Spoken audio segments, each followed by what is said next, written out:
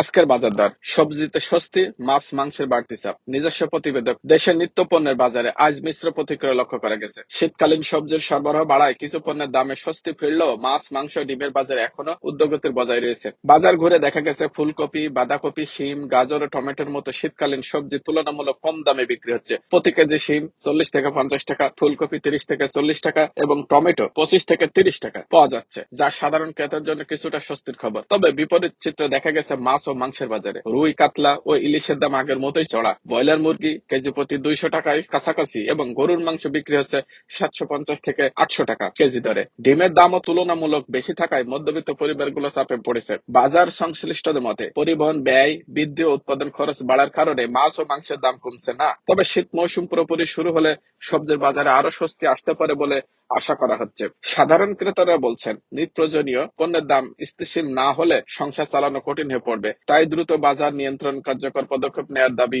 জানিয়েছেন তারা।